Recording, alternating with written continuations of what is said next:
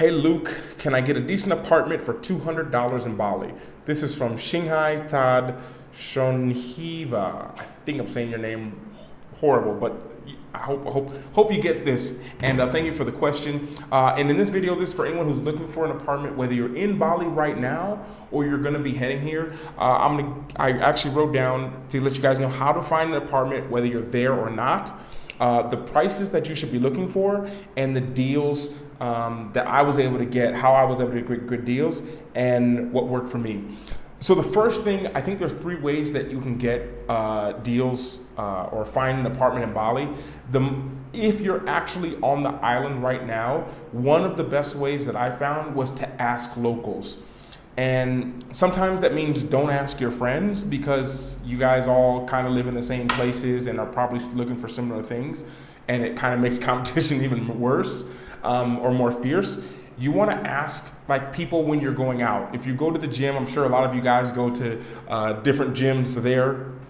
Shout out to the Body Factory. Sponsored me a lot while I was there. Ask the people in the gyms, or ask the people in the restaurants, like, hey, do you guys know anyone renting homes, renting apartments, whatever it is that you're looking for? That's something that's going to be extremely helpful. The second thing that you can do is to ask locals. One of the things that I used to do was I used to just kind of go down the streets, and when you see someone outside, whether they're giving their gratitude or they're just coming from a store, just ask them, do you know anyone who's renting? And I found that this worked extremely well, because you would get homes and good deals on places that maybe they hadn't listed it. Or what happens a lot in Bali is they list the prices, for example, on Facebook, but then it gets just pushed down because everyone's posting all the time on these different groups. Or they're just like renting it to people who they know, like word of mouth, and it just hasn't gotten around. So they have places, or a place just opened up and they're like, yeah, we'll rent this to you. That's the one. That's the one of the main things I say. And a little background on me: I lived in Bali from March 2020 until July 2021. So I was there for more than a year and a half. And these are just some things that have worked for me. One thing I have heard to answer this question even more in depth for an apartment for $200 is right now the prices, from what I've heard, in some places have doubled. I know I was looking at the NMAX scooter. That's what I rented. And when I was there, I was paying $1.1 million to rent it per month. And I looked the other day and it was $2.7 million to rent per month. So that's almost like a 115% increase. So things are going to be a little bit more expensive. Now, the first thing that I always, and that's the one way to find housing. Let's go to the second one. Second one is Facebook groups. This is probably one of the more popular ones, but at the same time, you're gonna want to see it. You know, that's the advice that I say, because I can't tell you. And by the way, I lived in at least 10 cities in Bali during that time period. I was in a month for one places all around. I'll have in another video best areas to live in while you're in Bali, and break it down. But the one thing that I do know is that the pictures that they have on Facebook and all these different things are not always how the house looks. I have been so shocked on so many levels, and I probably literally physically saw at least 50 villas while I was there, because of the amount of time I spent there and how I love to move around at that time. And Facebook groups are great, but at the same time, it's very spammy. So you got to be very specific. And if you start to post like, hey, I'm looking for an apartment that's less than 12 million rupiah per month and has modern utilities, you're going to get spammed. Half the people that write you, it's either going to be too high, not going to be what you asked for, or they're just going to be trying to sell their apartment, from my experience. So use it as kind of like looking around. And I often found that where one person was renting a place, there was usually a lot of people renting. So I think in 1 or 2 of the places that I rented at that time, I went to see one place and found another place that was close to it and ended up renting that probably like 2 or 3 times. So that's the one thing I'd say is Facebook groups. There's so many, not just Bali housing, rentals and all that, but there's each area that you're looking for, there's most likely a group.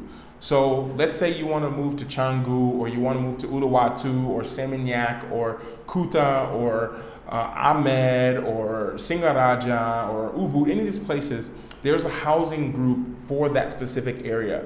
And as you niche down, you kind of get to see if these apartments and places are still available. Because if you just look on Bali housing, it's just places from everywhere all over the island. And that's kind of just like a lot to take in. So that's what I'd say. The prices that you can use to look for, like if you look back through some of my older vlogs, you can see that some of my videos, I showed how much the places were. I had the place that had 2 pools in it. If you guys can remember, I rented that place. I was renting it for like $1,400, but normally that place was going for like $3,800 because of no one was renting these places. And one thing you have to take in consideration is if you're living more in the center of an area, the more you're gonna pay. And the one thing that I found, if you don't have the budget or you don't want to spend that much on a place to live, and honestly, I liked living outside the tourist area. I found the tourist area wasn't the best place for me to like live. I had an office always. I rented like a room, but I always had a villa or something outside the city. It's more quiet, more peaceful. You get a more local experience, and you can save so much money. So if you're paying, I don't know, 15 million to rent a villa or rent a small place in the center, you might be able to pay 8 million to rent that same place, but just it's a 5-minute drive. Or maybe it's just right over Raya Canggu, the main road there. You just go on the other side of that road. Maybe instead of taking 4 minutes to get there, you take 10 minutes, but you save half the money and you live in a better place and you're surrounded by locals and you actually are having a local experience instead of just being around a bunch of tourists. Most of the tourists who are not even living there, they're just coming there for like, they work and then come there and then spend their money and then they leave. So you kind of miss that whole local experience. So that's what I'd say. The prices, it very much, I think like with everything, it depends what you want. So before you even look for an apartment, like to answer your question, Shingai, you want an apartment for $200 in Bali? Like, yes, you can find apartments for $200, but will they have like Wi-Fi, running water, like a separate bathroom? Like that's another question. You gotta really ask yourself, what is it that you're looking for? Are you looking for something modern? Are you looking for something in the center? Are you looking for something away? Do you want to just be able to ride 15 minutes away? What area of Bali? Because there's always an area of Bali that's more popular at that time than ever. Like I think right now, Canggu and Seminyak seem to be pretty crazy, probably always. But then people get bored of it, the people who live there, and they end up moving to like Uluwatu. But until they do, there's just a bunch of places in Uluwatu that they're willing to rent for really good prices. I can't give any prices right now because I haven't looked at the market for such a long time, for at least a year. And from what I've heard from some of my friends who live there, the prices are pretty crazy now compared to what they were. Like I say, almost double. When I was living there, I was renting a single room and I was paying around, I can't remember exactly. I want to say I was paying around maybe, I can't remember. It was something like maybe 3 million rupiah a month. It was less than $100 a month I was paying for a room. It was a room, I had AC, and I had a bathroom. And that's really all I needed. At the time, the person I was with, we kind of wanted more as a group for us. So we rented a villa as well. But the last 6 months I was there, I always kept a rented room that I was paying for. And one of the things that's so important that I definitely don't want to leave out here is something that really worked for me. I got the best deals and I got great deals on everything from scooters to food to renting rooms and villas and houses because of the relationships. So when you're there, if you notice it, now if you want a villa, that's different, but if you want to rent just a small little room, like become close and be kind to the people who run it. They'll give you good deals. They know people who rent the same thing. Like we had so many people who helped us out. There was times that I went to a place that I wanted to rent for. I would just rent when I wasn't living in Canggu. I would just come there maybe every weekend or something. And I had a lady who would rent to me, but there was 1 or 2 times I arrived at midnight. And I was like, hey, do you have a room? You know, her name was Kadek. I was like, Kadek, do you have a room? And she was like, oh, yeah. And normally, I don't remember what she would charge me back then. Maybe it was like, I don't remember, maybe 800, what was I paying? I think 800,000 rupiah? I can't remember exactly. I get all the money. No, it was 400,000 rupiah. She wanted to charge me for one night, but I'd arrive at midnight and she's like, just give me 300,000. or just give me 200,000. Like I'm going to be going to say, and those relationships, they matter. Whew, my camera just cut off. But it was so cool because if I actually wanted to live in that place, it would have not been a problem for me to move into there and live with them because of the relationship that I built. So you want to look at these housing groups, you want to ask the locals, and the thing that I did the most, which we'll end on that note because I actually have to go, I have a class that I have to teach. The main thing that I used to do, and this worked very well for me, is I would just ride around. I would literally put some headphones on and I would literally just ride around and just look for places that were renting. And one of the biggest question, and we'll talk about it in another video, is like, what kind of area do you want to live in? Because that's the area that you're going to want to ride around in and check out. If you go and you're going to places that you don't really want to be in, like, who cares if they're renting there? And one of the things that were kind of challenging was when you go to the Facebook groups, sometimes you don't know where that place is at. But when I ride around the areas that I like. And one of the things that I do, and I do this even now in different countries that I go to now, is I find the area that I like, and then I look about 2 minutes away from that area. And then I try to find a place there.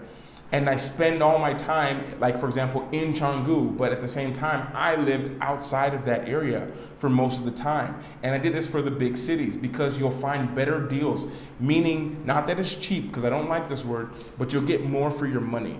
You know, and when you can get more for your money, it's kind of better for everyone. And a lot of times when you go to look for places that are, for example, 10 minutes outside the center, there's not that many tourists looking there. And if they are, go 3 more minutes out of the way. And it's cool because you'll get to embrace another side of the culture. And more importantly, some of those people, they're not no one's rented the room that they've had for maybe a few weeks or a few months. You know, I got some really good deals. I rented a house to use as my office outside of a part of my villa. If you go back in the vlogs, you'll see it. It was when I was living in Ubud with that huge saltwater pool. Like I also rented a house, an entire house, because the people told me no one was there to rent it and they just had it. And I said, I showed up with cash. This works so well in Latin America and so great in Asia. Show up with cash. Like when you want to rent it, when you know for sure. Like if someone says, hey, we'll rent it to you for, giving you an example, for 6 million, if it's 8 million rupiah for a decent kind of modern apartment, which is okay. If you say, can I rent it for 1 month? I have 6 mil cash and I can pay in cash today. But if you even have a little bit of cash on you, it speaks a lot more. And I use that a lot of times when I was renting like rooms that only cost I think mine was like 3 million rupiah a month. And to have 3 million and just say I got 2.7 mil. And some of them will be like, yeah, you can you can have it for the month for this. And you'll be surprised because after you rent it one time and they see that you don't make a lot of noise, you're not too loud, you don't have people over all the time, you're not leaving beer bintang bottles around, you develop relationships. You know, up until about 4 months ago, I still was renting the place that I had in Bali. And the only reason I stopped renting it was because I was like, maybe it's better you rent it and give the room to someone else, and I'll just pay you to hold my stuff, which is what I ended up doing with one of my offices that I had there, or with my main office that I had there, because it was really just a room. And because of the relationship I had with them, they were like, sure, no problem. And ever since then, they check in, I'm like, okay, when you coming back? And that stuff is so important. So that's what I would say to you for finding homes and housing. It's really know what you're looking for, because when you know what you're looking for, you'll know when you find it. I'll end on that note. So good luck. Enjoy. If you guys need help, send me an email. Like I used to do like paid calls for this, but I just want to help you guys out. Maybe I'll do it again in the future. But send me a message. I've been talking a lot about it and it excites me doing it. So shoot me an email and I can kind of get back to you with any question that you guys have regarding houses. I think I kind of covered everything. I can't think of anything else that stands out to me that is like, yeah, you have to know. But I definitely would say I would never rent a place that I didn't go and see first. Just like in Mexico, I would never buy a motorcycle that I didn't ride. They don't let you ride it, but I was like, I'm not gonna buy it if I can't ride it for a second to see what it's like. And all the motorcycles I had here, they broke that rule to let me ride it so I could buy it. And the same with the houses here. And if I could give you something, and I'll put this in another video as well, if you're going to head to Bali, and if I could give you some advice, and I've given this advice probably 50 times on calls that I've done, if you're going to move to Bali, most people are booking apartments and all that kind of stuff before they go. But if you're looking to live there for a longer term, I'd say rent a place for 2 days. Like if I was coming to Bali literally right now, I have relationships with a lot of people now, so it's not the same, but if I didn't know anyone right now and I just lost the phone numbers and Facebooks of everyone, I would go to Bali and I would rent a hotel. I'd pay for a proper hotel that's secure and safe, because that's what you want to look for when you're looking for a house. But I'd look for a place, book a hotel. I'd go straight to Canggu, not Seminyak, not Kuta. I'd go straight to Canggu, rent a hotel for 2 days. I'd pay for 2 days. While I'm there, 2 days gives you enough time to get used to, number one, the heat, get used to what it's like there in Bali with all the traffic and everything, gives you time to go and rent a scooter, to get a phone plan, and then it gives you that you do on day one after you maybe have some sleep. Do that, and then go around and look for places. Look for apartments, because I've heard so many horror stories of people looking on Airbnb, seeing a cool deal, paying for it, showing up, it's not what they thought. Same with Facebook. And when you pay for something, if you don't get it written in a contract, at least get it written in some kind of recorded on video. Like, hey, today's date is the 10th of August and I'm paying right now, blah, blah, blah, to rent this, and hand it to them. And I always show them I'm recording it. That way, because I've heard people pay a deposit, they pay this, and then when they go to leave, they don't get the money. Happened to me one time. It took me like 3 months to get my deposit back. And even then, it wasn't paid out in full. They paid me a little bit, then I didn't hear from them for a week or two. In Bali, it's very common for them just not to respond unless you owe them money. But that's how it is. So that's what I say. Enjoy. And yeah, if I can help you guys out, leave any questions in the comments. I can make a second part to this video. But I hope this helps you out, and you get to enjoy your time in Bali. Now I have to go. I actually have to teach some little classes. See you guys later.